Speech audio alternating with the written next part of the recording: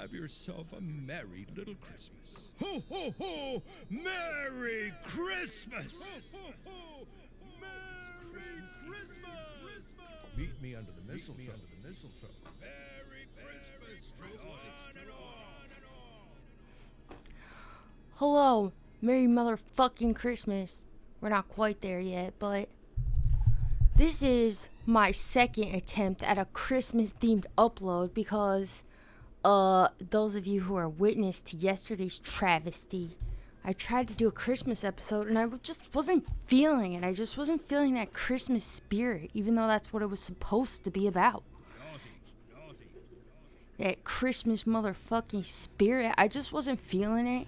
And I didn't say anything fun. So fuck it. I'm going to try to do another Christmas episode because anyone who knows me knows that if I do something and I'm dissatisfied with how it's done, I do it again. And I'll do it again. I'll keep doing it until Christmas is literally over for months. I will be doing this motherfucking Christmas episode. You don't believe me? Then you don't know me. So anyway, I tried to speak a bit about the phenomenology of Christmas spirit, which, you know, obviously is something I'd have to pull out of my ass because it's not like there's such literature on the topic. And I have not read Hegel's Phenomenology of Spirit in full because I haven't, and I'm working on it, okay? So stop judging me. And I think that if I had read it in full, actually, that could be a great fucking topic, but it just hasn't happened yet. So you know what? Next year, meet me back, same place, same time, and I'm gonna give you the actual Phenomenology of Christmas Spirit academic version. But for now, I figured, why don't I talk about something that I actually do have quite a bit of expertise in, and that thing is Babu Jeebus, also known as Baby Jeebus, also known as Baby Jesus, also known as Jesus Christo, Jesus Crude Bro, Jeebus Christos. Fuck yeah. So, as we all know, the real reason of the season is Babu Jeebus. So I thought I would talk about him a little bit, even though, you know, everything I'm about to say here to you might not be overtly Christmas themed. Lucky for us, I got the Christmas sound effects on deck, so if I just sprinkle them in a little bit here and there, I think that like the aesthetic of the presentation of what I'm saying will become transformed and will take on characteristics of the Christmas spirit. So even if I'm talking about Babu Jeebus and elements of Babu Jeebus that are not explicitly Christmas, it can still hopefully take on this tone. So what I want to say about Babu Jeebus, also Emmanuel and Yeshua, as Antonio Ortiz has let us know in the chat. Is my mic okay? There's sound going on behind me. Is that bothering anybody? I think it's fine. Anyway, so the real reason of the season is Babu Jeebus. We all know this, right? And why is Babu Jeebus the real reason for the season? Well, basically, even though I think that this has largely to do with things like marketing and stuff, we all hear often that Babu Jeebus is the reason of the season because he is humanity's greatest gift, right? He is the gift to all of us from the Lord God motherfucking Almighty. He sent his one and only son for us, the dirty fucking sinners. But why is Babu Jeebus considered the greatest gift to humanity? Just so I give my background. I'm someone who grew up like super fundamentalist Christian, and I didn't want to originally do my Christmas special on Babu Jeebus just because I've like fallen into this mindset where I think I talk about Jeebus too much, but then I realized actually I don't think I've ever talked about Jeebus on this channel. I've gotten interviewed a bunch of various times for my music that ended up turning into like rants about Babu Jeebus. So maybe that's why in my head I'm like, bitch, stop talking about this guy. But I don't think I've ever spoken about Jeebus on Phenomenology Club, so I think that's fine. Oh, we got KJ in the chat. KJ is running for moderator in the Discord server. We're having elections soon. Any of you who aren't members of our Discord server, you should really get in there because it's quite the community. There's a lot of stuff going on all the time. People fighting, people leaving, people running for moderator. We have elections right now. We're trying to come up with a government for how we should all interact with each other. So there's a lot happening. But anyway, Babu Jeebus, let's talk about it. So Babu Jeebus is humanity's greatest gift, right? And he is born on Christmas Day. First of all, I believe that historians who believe in Babu Jeebus, because let it be known, a lot of people, myself included, are very skeptical about the historicity of Jeebus, period. I personally don't actually believe that he ever even existed as a historical figure. And if you want to know the reasons why, I mean, they're long and varied. But some of the reasons that I don't believe that Babu Jeebus ever actually existed is because when you consider the history of exactly what was going on, especially as it relates to like the Jews' political reality as they were being occupied by the Romans in this time that Babu Jeebus is said to have existed, it becomes clear to me that there are all types of reasons that a character like Babu Jeebus would have existed to mobilize people to political aims. And, you know, a lot of what people use to say that Babu Jeebus likely existed are things like, well, you know, the apostles were witness to him and this and that, but the apostles were also witness to things like the feeding of the multitude, where Jeebus takes like what is it, 5 fish and gives them to 5,000 people. So I mean, if a thing like the eyewitness accounts of the apostles are supposed to make me feel confidently in Babu Jeebus, then how am I supposed to treat all this other sort of information? You know, this stuff was fabricated, but everything else they said was true, you know. But the real reason that I've become incredibly skeptical of whether or not I believe in Babu Jeebus is just because hold on, I'm going to shut this door. It's a little loud.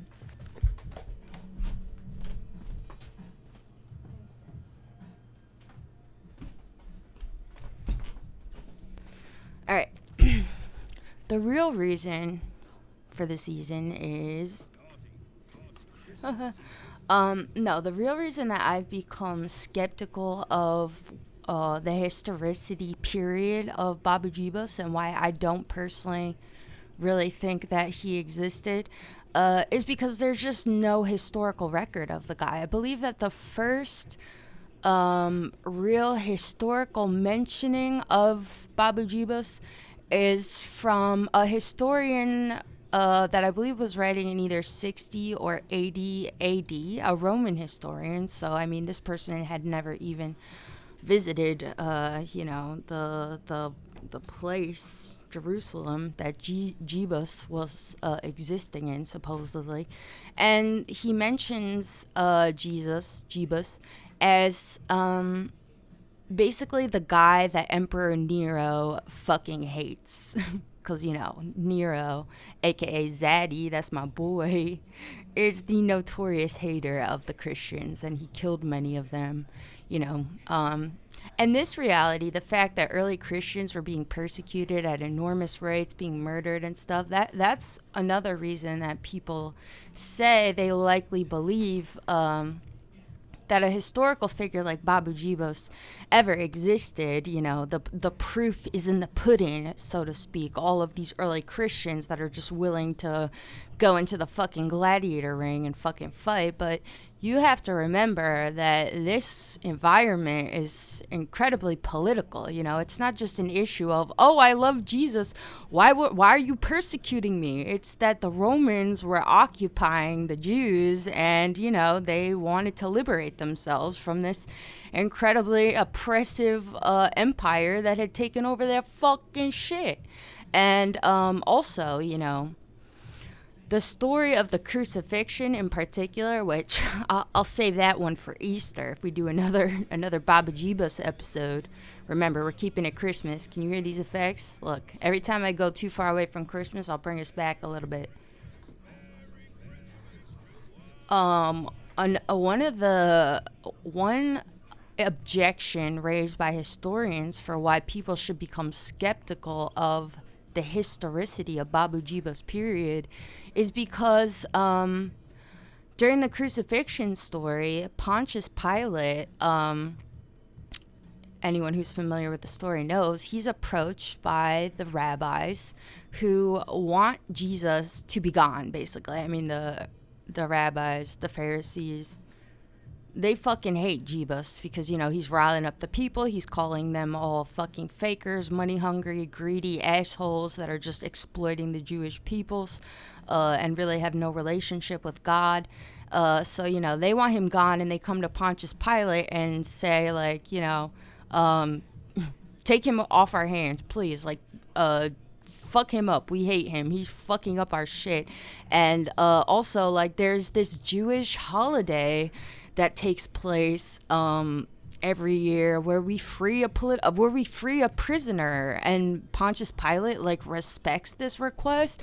First of all, I don't know. I'm not Jewish. Maybe if any of you are Jewish, but I looked into this a little bit and I read that this holiday where the Jews free a prisoner once a year, apparently this holiday is not a thing. It's never really been observed. Maybe there might be one or two mentions of it in some ancient text, but I believe what I read, if I'm not mistaken. Don't quote me on this. Investigate it yourselves. Everything I say, please.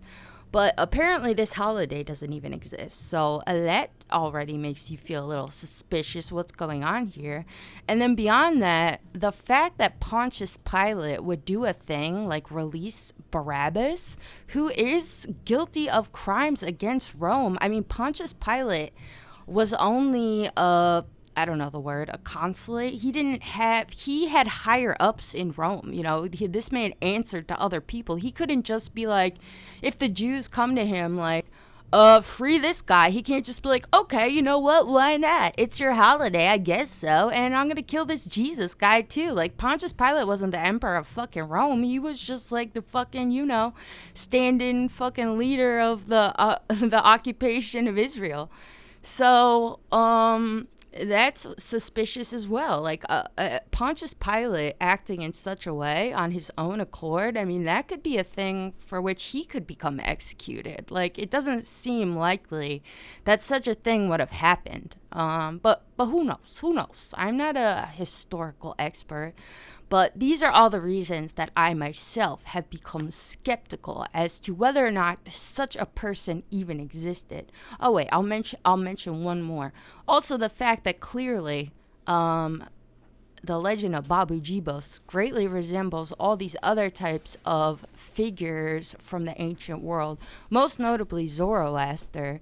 And it's everything you learn about Jeebus, he basically seems like he's sort of an amalgamation of all these quote-unquote urban legends of mystical figures from the ancient world. What are the chances all these guys so greatly resemble each other, to a fucking T? Oh, and this one existed? I don't know, shit. And all of these people that are supposed to be witness to this thing, it includes all these ridiculous miracles and stuff. I just don't think so. I think that it's very likely that, if you're a Jew living under Roman occupation in, 33 BC or something, a thing like mobilizing the people around this idea that there was some miracle worker who's the Messiah, and I saw him commit all these miracles and the Romans killed him. You guys just didn't hear about it because we don't have fucking video phones back then and shit. I could see a thing like that motivating people to political action. Just saying. So this is all of why I don't believe in Babu Jeebus, but let's bring it back to Christmas.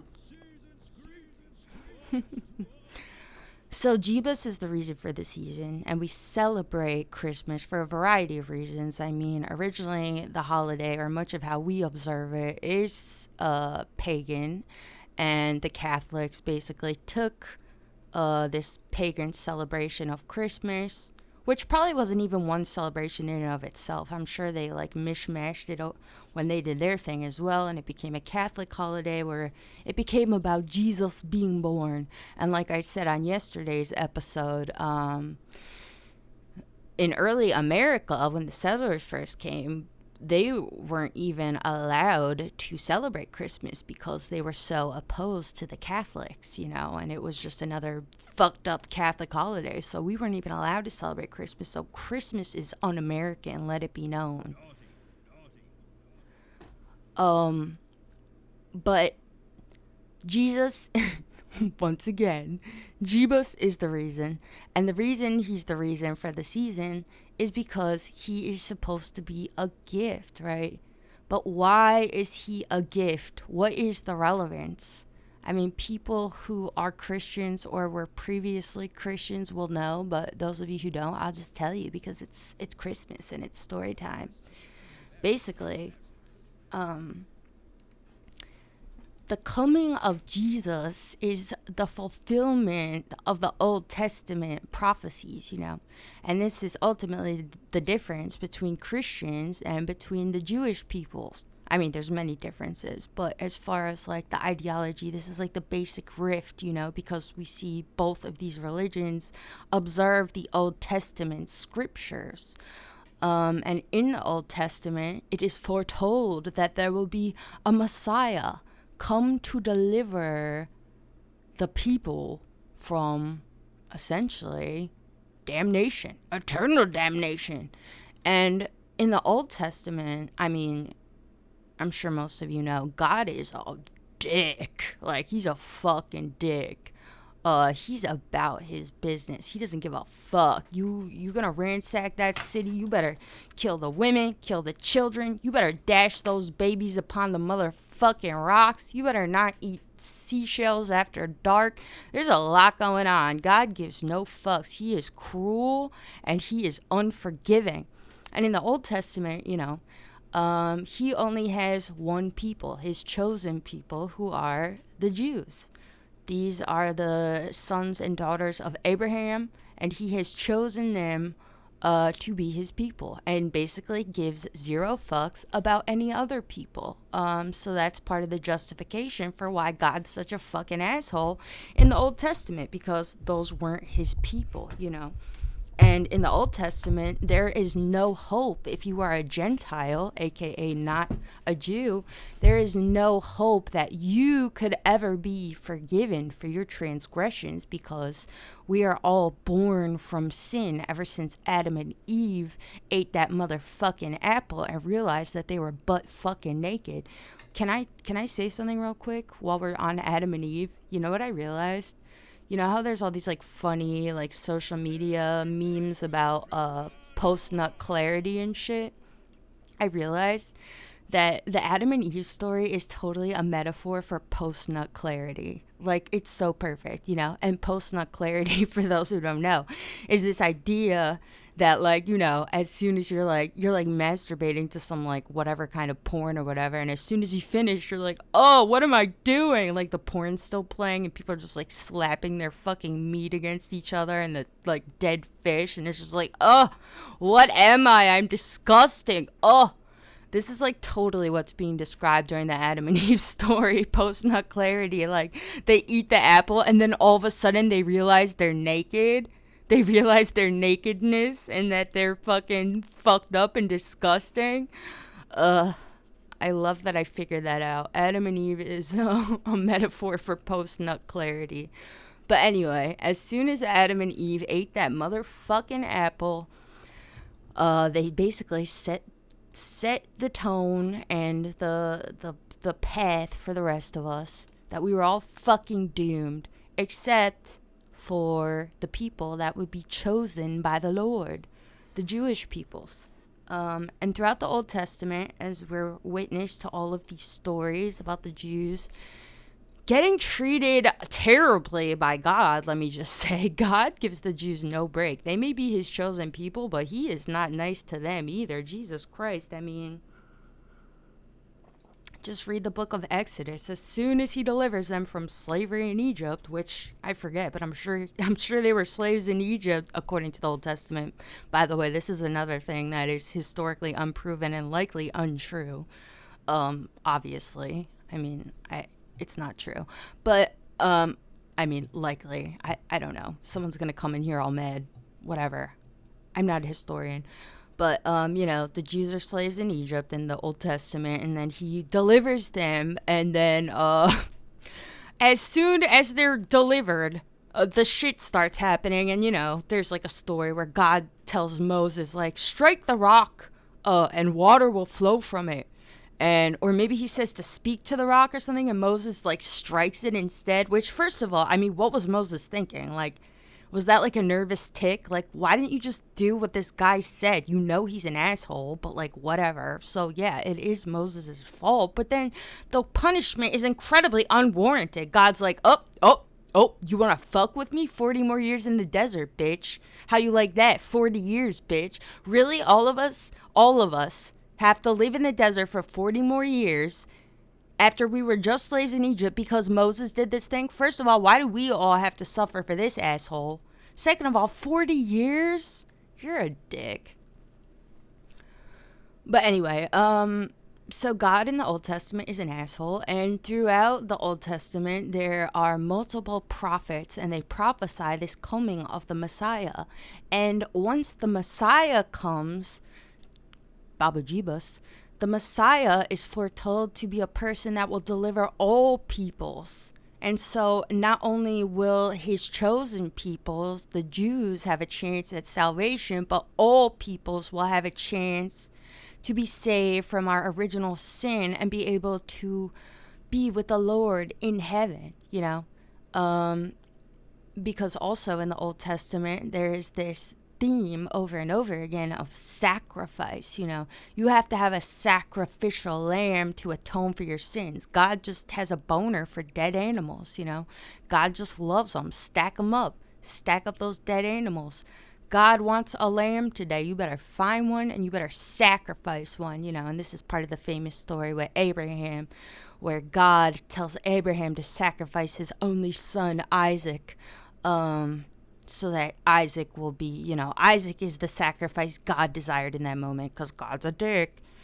He wanted to see if Abraham would do it, essentially. God does this a lot in the Old Testament. Basically wants to test his peoples. Gotta test their fucking will, drive them all fucking nuts, because he's an asshole. And, at the last moment, as Abraham is getting ready to sacrifice his only son, and also, for those of you who don't know, I mean, Isaac took forever to be conceived. Like, Abraham didn't have a son for the longest time, and his wife Sarah couldn't conceive a son, and then eventually it happened after so many years, and they thought Sarah would never have a son. So it wasn't like Isaac is just like one of many sons. Isaac was his only son, and his only son that he was given in a set of like very extreme circumstances where a son seemed like it would never be likely. Anyway, I'm talking about Jesus so much. Okay, so baby Jeebus is supposed to happen. Or the Messiah is supposed to happen, and this is where Christians and Jews depart from each other. I mean, they depart from each other earlier than this, but, in the public lexicon of what's most easily understood, Christians basically believe that Babu Jeebus is the Messiah. He is the one that was foretold in the Old Testament scriptures, and the Jewish peoples believe no such thing. They believe that the Messiah is yet to come, I think. I mean, I guess so. Unless they have another guy I've never heard of. I don't think so. So the Christians worship Jeebus because he is this ultimate sacrificial lamb, And to try to come at this from a bit of a philosophical perspective, because this is how I myself gave up Christianity. I mean, it makes no sense. I don't know if we have any Christians in the chat that want to tell me how it makes sense, but the contradictions are just endless. Oh yeah, this is what I wanted to tell you. Speaking of cribmas, the historians that do believe that Babu Jeebus existed, they put his birth actually, I believe, somewhere around April, and not around Christmas. But I believe that the reason they do that is actually based on, I think it's based on information taken from the Gospels, inferred from the story of the wise men following this certain star.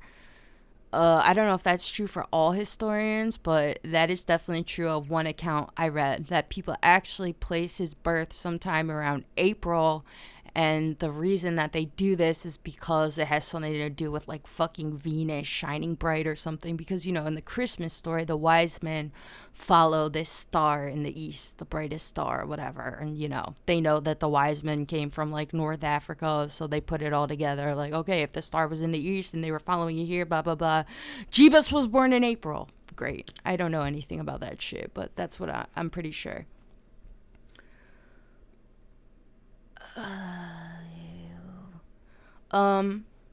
So I got a lot of problems with Jeebus. I'm sure many of you know, because I say it over and over again. I'm an atheist personally, and that's a badge that I do wear proudly, despite the fact that there's all sorts of reasons for why you might not want to wear that badge proudly. Number one being just this incredible fucking culture of dude broism around the word. I mean, so many atheists and like the skeptic community, they're just fucking dude bros. Like, who wants to hang out with you guys? And also, they never get tired of debating atheism with Christians. Like, give it a rest, bro. How many times can you fight about like the fucking like creation myth and shit, you know? It's just like boring. Talk about something else. God. Hold on. And a lot of these people like Richard Dawkins and Sam Harris and shit, they're just a bunch of dude bro assholes. They're like, ooh, science, ooh, this, ooh, that.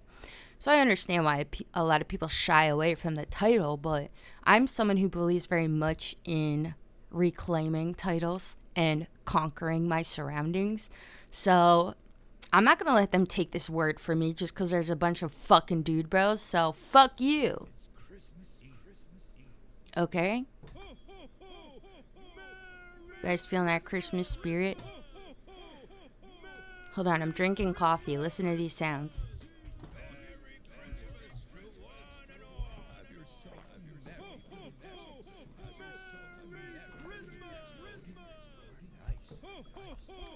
Ugh, anyway. So, so the thing is, first of all, I have a hard time with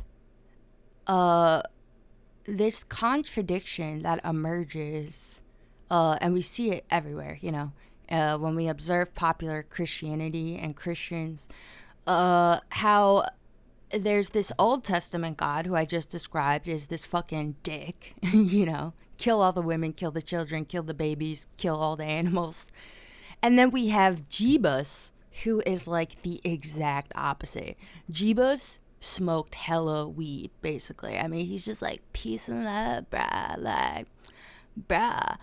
And this is another reason that I think that he seems, I mean, he's such a political figure. Like, this is part of why I feel more and more suspicious of this historical narrative of Jeebus, because it's like, what are the chances he has all these political agendas and stuff?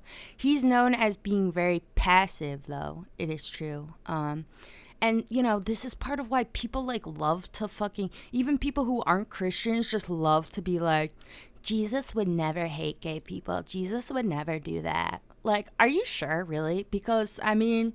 And no matter what Jesus was like, let's say he existed, no matter what this fucking hippie was like, it's true that he was still working for his dad, who basically is a terrorist. I mean, his dad is a dick. First of all, I like the Old Testament God a lot. I would definitely worship that guy more than I would worship Jesus. I mean, Jesus is a bitch. Like, let's just be real. Like, he's a pussy. I'm sorry.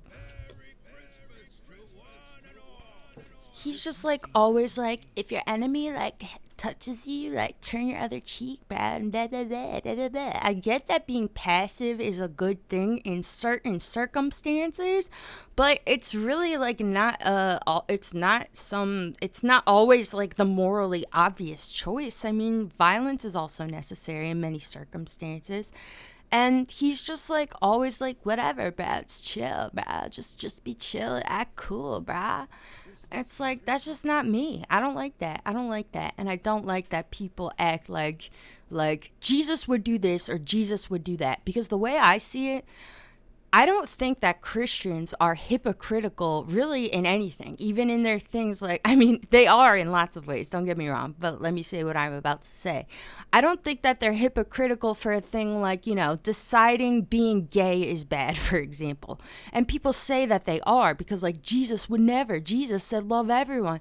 But Jesus and the Old Testament God are clearly at complete odds. I mean, they are logical opposites of each other. And Christians are given no clear instructions for how to navigate this disparity. How can I reconcile Jesus's teachings with everything in the Old Testament? But, and this is like the first big contradiction, there's a lot of Christians who actually will say, because, there's all types of different Christians, and this guy, like, doesn't take this seriously, and this is my Christianity, and yada, yada. But a lot of Christians will say that they only follow Jesus. They don't give a fuck about the Old Testament. And it's like, well, that's cool, but that's hypocritical, because because what is the argument for Jesus's divinity in the first place? The reason that Jesus is said to be divine is because he fulfills the Old Testament prophecies. So you can't say that you accept Christ's divinity and then completely throw out the Old Testament. The Old Testament is the justification for Jesus's divinity. So either you accept them both or you should reject them both. You can't just pick one. If your God is the God of Jesus, Jesus's father in the New Testament, then your God is also the Old Testament. That's not some other guy. That's the same fucking guy. And that guy and all that happened in the Old Testament is the justification for why you should give half a fuck about Babu Jeebus in the first place. So that's the first thing.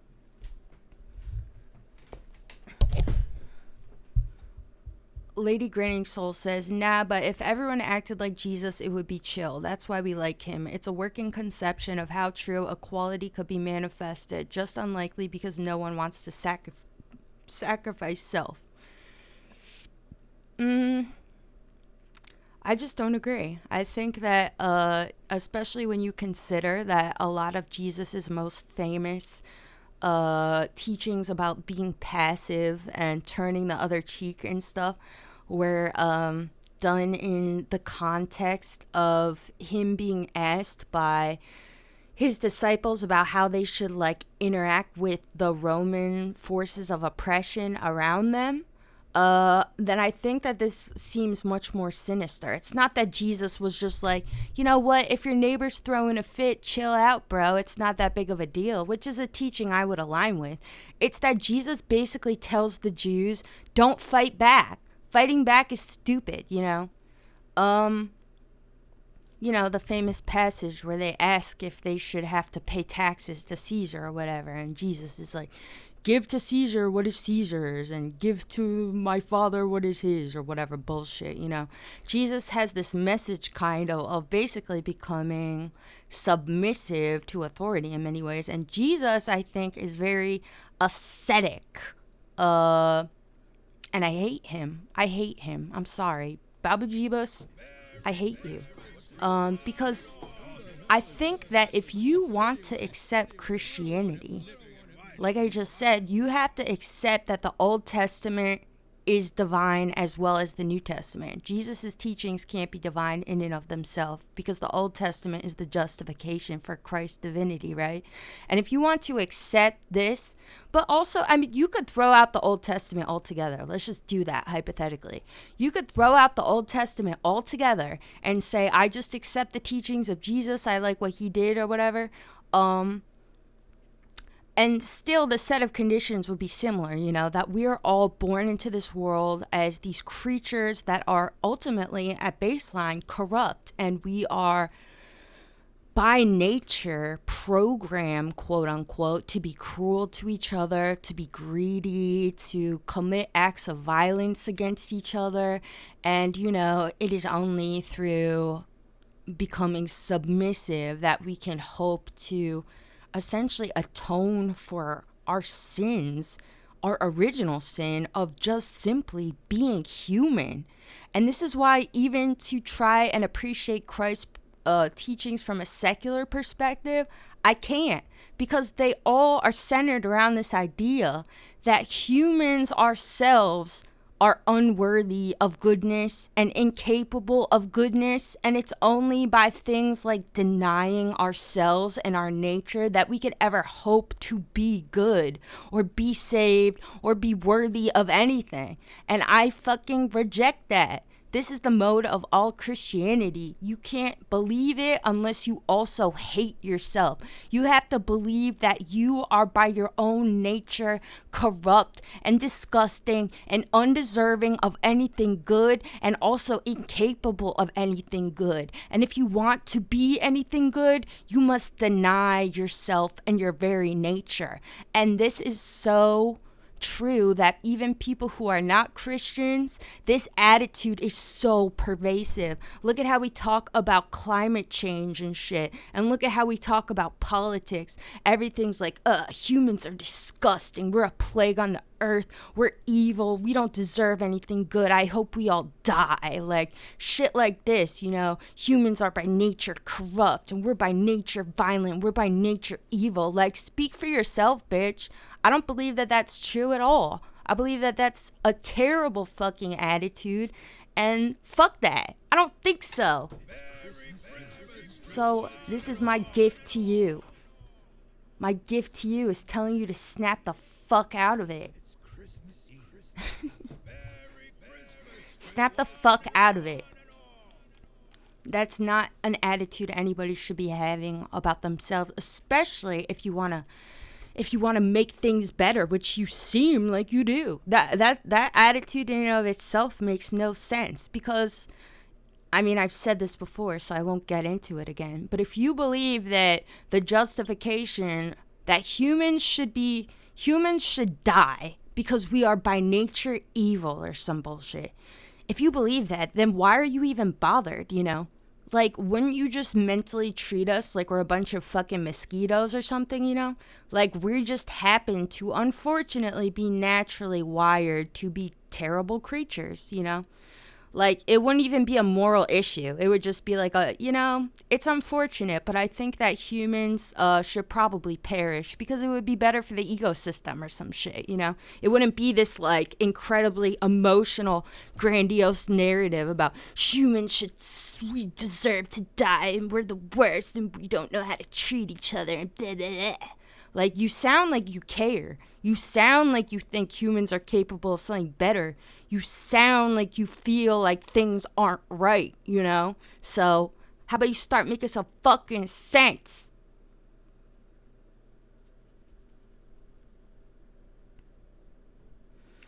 Nietzsche says that I'm reading a comment by Chris. Nietzsche says that Christian values convert the desires of people who are unable to obtain sex, money, etc. into things like purity, forgiveness, and salvation. No. Who told you that, Chris? That's not true. That might be like the incel version. I'm not calling you an incel. But that sounds like Ben Shapiro's translation of Nietzsche or something. Because, you know, these conservative dude bros just fucking love Nietzsche too.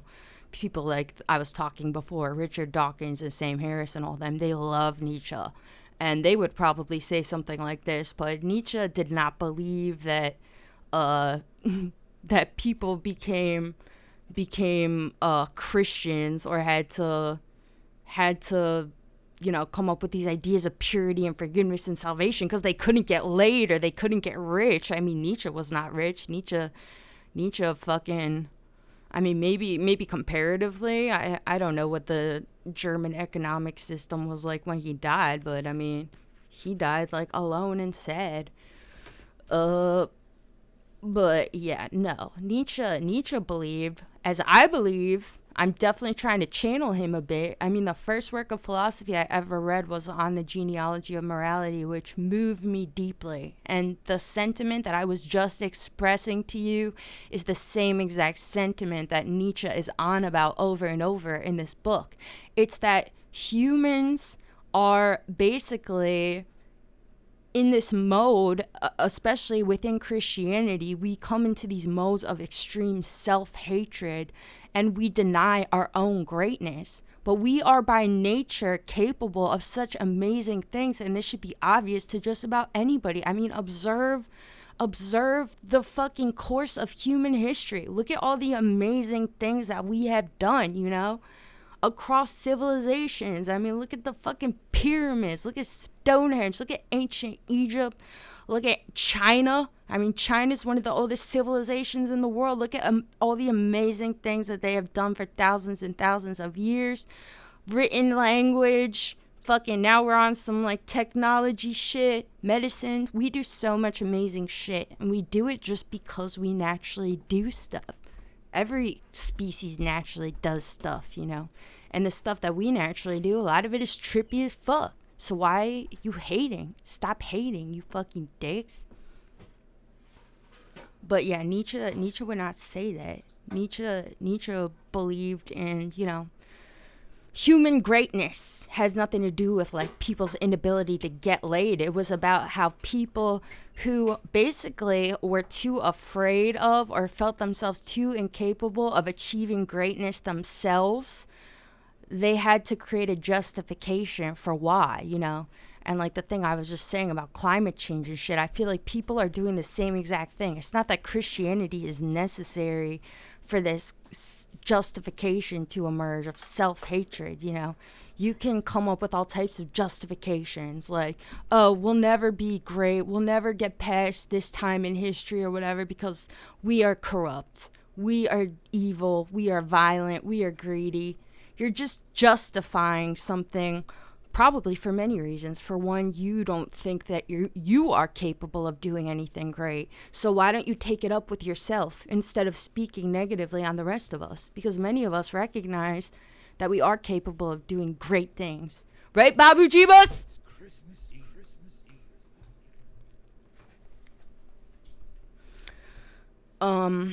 Lady asked, how did you get to a point where you could let go of self-hatred? Well, let me give you my personal testimony. It's funny, those of you who are Christians know that Christians are always sharing their testimonies, their stories of how they got saved from the clutches of death. This is like a story you all repeat to each other in various venues over and over again at the fucking altar call, speaking in tongues and shit. But I feel like my testimony is when I left Christianity and learned to stop hating myself. Because as I was a young girl, I guess I was like 14, 15, something. I went to Christian school my whole life, like kindergarten through 12th grade. This is why I know so much bullshit about the Bible. I've read the entire Bible front to back. And then some. I read the Bible like every day for years of my life. And I had Bible class. I got tested on this shit. It was serious. And I was at church like multiple times a week. It was serious. Okay. But I started to think about shit, and I have no idea why. Because I don't feel like I necessarily had some external impulse to do this. But we were reading John Milton's Paradise Lost for anybody who doesn't know. I'm sure you're mostly familiar with this work, but it's basically the story of how Lucifer, the light bringer, who's one of God's head angels, I believe he might have even been higher in authority than Gabriel, he rebels against God and is cast from heaven, and basically, other angels join him, and they have their fucking Satan demon army and go to war with God's holy forces. It's basically this whole story of how Satan fell from grace. Paradise Lost by John Milton. I forget when it's written. Maybe the early 19th century or earlier, maybe. I'm not sure. But anyway, no, I think it's earlier than that. It's been a minute. But anyway, I started to think, I'm like, okay. Christians have this idea, right, that like God created everything, right? Before there was God, there was nothing, But there was never before a God, because God is everything. God is infinite. So God is the essence of everything, right?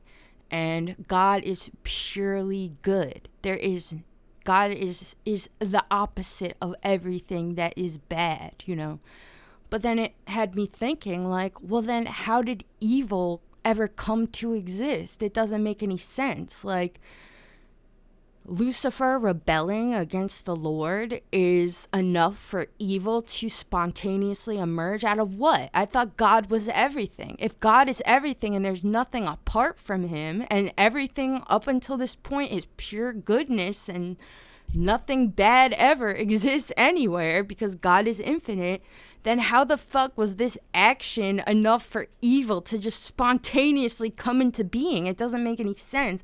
God would have to be evil himself. He can't just, how could evil come from nothing, You can't make something that doesn't exist just because of this action. It makes no fucking sense. So I started to think about that, and it started to trip me up because I was still a Christian at the time, And my immediate instinctive Christian response, because I had been so brainwashed in this mode for forever, was to start hating myself even more. Like, oh my God, I can't believe you're doubting. Because in Christianity too, they really hammer this idea home that if you're doubting, you're being tempted by sin. Like, they frame even things like being tempted by philosophy and intellectualism as flirting with sin. You're not supposed to question these things. They're sinful, and the devil is a trickster, so he'll get you. If you go too deep, he'll get you. So that's what I thought was happening. I'm like, dude, the devil is fucking getting me. He's getting my mind. I'm losing my faith. And I knew that if I lost my faith entirely, I would go to hell and burn forever. So I started to freak out, and I actually started to become like genuinely suicidal. I thought that if I could end my own life before I completely lost my faith, that perhaps I could still have a chance at going to heaven, It was some Andrea Yates shit. This is why I really relate to the story of Andrea Yates, the woman who drowned her children to send them to heaven, because I relate to this experience of feeling like I had to do something horrible and violent, in this instance to myself, to atone for myself and guarantee my own salvation. But as time went on, this probably happened for like months, the better part of a year. I became so distressed and exhausted that one day I just finally let it go. And I was like, you know what? Fuck it. If I'm evil, I'm evil. I don't want to live this way. I want to live. And then it was like as soon as I fucking let it go, I realized, not in such articulate terms as Nietzsche lays out for us in genealogy, but this was the most life-affirming moment for me, because I was like, wow, Christ is supposed to represent life, and Christianity is supposed to represent life, but literally it had sucked the life out of me. And just by my gesture of denying this shit and wanting to live, I feel so affirmed. I feel for the first time I'm excited to live and live autonomously and be my own agent, I feel like this attitude is reinforced as time went on, I realized that much of my upbringing was steeped in this self-hatred, and I think that's part of why I become so critical of these other attitudes I'm talking about that don't necessarily emerge from a Christian lens. You know, this is still the mode in secular society, this hatred of humanity, this self-hatred, this pessimism about who we are by nature and what we're capable of. I think without my experience with Christianity, perhaps I would be less critical of it. But because I've had this experience, like, I try to share this sentiment whenever I can, because I think that people don't realize exactly what's going on. I mean, for one, I think that people are absolving themselves of their own accountability, you know. It's almost like a mental procrastination. You don't believe that you are capable of achieving anything. You don't believe that, you know, you could do anything worthwhile. So it feels better to tell yourself, well, the world's going to end in 10 years anyway. Who gives a fuck? And humans are by nature greedy, so whatever. Who gives a fuck, you know? Like, fuck us. We deserve to die. All this. Like, I think that in many ways you are absolving yourself of accountability by having this attitude. But just as in genealogy, as Nietzsche describes it, that in and of itself is like a false righteousness you're creating for yourself, you know? You feel this way, and you feel that saying what you're saying is almost righteous, you know, to deny the greatness of humanity and to reject us. You feel that in and of itself is some sort of noble, righteous stance to have about us, you know? You're hating the wicked human race. You're righteous and you're pure, and you've identified that humans are evil. So you cast us away. Aren't you so fucking pure and mighty? So I think there's a lot going on there. But as far as self-hatred goes in general, I know we all struggle with this. I think that for myself, you know, like growing up, especially right after I got out of Christianity or started to, like, something I was always so insecure about was my own intellectual abilities, especially as I had no formal training in anything. I mean, I went to Christian school my whole life, like I said. In my school, there were literally people who believed that Jesus planted dinosaur bones to tempt us. These are the kinds of conversations I was having in my schooling during my formative years, okay? I have a terrible education, you know, and realizing this made me want so bad to become intelligent. And I was so insecure about my own intelligence, and I hated myself for a long time, you know. But I don't know why, but I was so glad to recognize at a certain point that being intelligent is something that anybody can be, you know. And this is part of why I started Phenomenology Club, because I have no formal education. I've only taken a handful of philosophy classes. A lot of what I do, even in the realm of art and shit, you know, and I do some like highly technical things. A lot of what I do is self-taught, like, and I want to tell other people that you can all do this too. Because being intelligent is a skill that comes from practice. It's not some state of being. You're not born smart or born stupid. We're all smart as fuck. All of you. You're so fucking smart. I love your stupid little fucking brains. You hear me? So this is why I made Phenomenology Club, and this is my mission. I am Babu Jeebus. And I am your greatest gift. I'm Babu Jeebus, and I say, you are great. You have the potential to do whatever you want. And it's Christmas. I've been going for a minute. I should get out of here. That was basically just like a Babu Jeebus overview, I guess, which is all I really expected this to be. So there's my Babu Jeebus thoughts. I have so many more. I have so many Jeebus thoughts. So maybe, you know, maybe sometime I'll do some other Jeebus things. Anyone have any any ideas? We should end on a Christmas note. Babu Jeebus. I love you too, Sam. It's Christmas, bitch. Oh, Chris Marquez asked, Buttress, what sect or church did you used to be a part of as a Christian, if I may ask? Well, we went to all different churches. Briefly, we're part of this church that ended up being some sort of a cult. It was very strange. They taught us that Jesus was secretly rich. It was bizarre. I wish I could find out the name of that pastor. I'm sure my parents know. I'll ask them. That was weird. But for the most part, I grew up going to a Pentecostal church. I went to Assemblies of God. So if you've seen that movie Jesus Camp, that documentary with the kids like doing crazy shit, that was me. That was me. I was a young child lying prostrate before the Lord at the altar, fucking crying my fucking eyes out. It's all about like emotion and emoting and showing the Lord that you're emotional. I mean, it's really fucked up. I think it's very unhealthy. I think it, but whatever. I'm okay with how I turned out. I think it's probably a huge part of why I'm so fucking dramatic. So dramatic. I live for drama. I mean, not like in social situations, but you know, things like Nietzsche and the grand nature of humanity and all this shit, you know? I love it. I fucking love it. I can never get enough. But I was exposed to all different types of sects. You know, there's a lot of overlap in Christianity. We all hang out. We just don't fuck with the Catholics. But like my school, my elementary and middle school was Lutheran. And then I went to a Calvinist high school where we were taught the teachings of John Calvin, the man who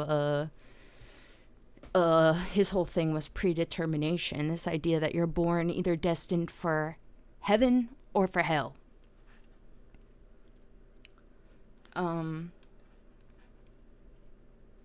But yeah, anyway, I hope that I have given you a message of hope and of Christmas. I hope that this is better than yesterday's Christmas episode, even though this one feels less Christmassy maybe. I'm much more satisfied that I've said something hopefully meaningful, where I have just given you my theory of Babu Jeebus. I hope you all have a very safe holiday. No drinking and driving, please. Not just for yourselves, but don't get in a car with no drunk people, okay? Thank you. Don't do that. The roads are icy. Make sure you wear your boots. Don't wear sneakers. Wear some boots or sneakers with traction. Everyone be safe as fuck. Do drugs, stare at the tree, and have fun. And I fucking love you, okay? Merry motherfucking Christmas. Merry Christmas to one and all. Where's the milk and cookies? It's Christmas Eve.